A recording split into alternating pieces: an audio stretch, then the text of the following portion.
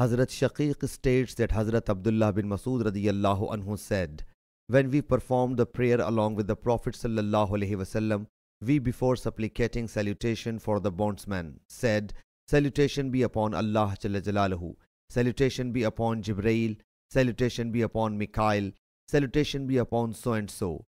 When the Prophet sallallahu alaihi wasallam had finished, he sallallahu alaihi wasallam faced us and said, Allah Jalla Jalaluhu himself is salam. So whenever any of you sits during the prayer in tashahhud, let he say, all oral adorations and physical and financial acts of worship are due to Allah Jalla Jalaluhu. O Prophet sallallahu alaihi wasallam, salutation be upon you as well as Allah's blessings and mercies. Salutation be upon us as well as on the upright bondsman of Allah Jalla Jalaluhu. For when it is said in this way, salutation will reach Allah's pious bondsman both in the heaven and earth.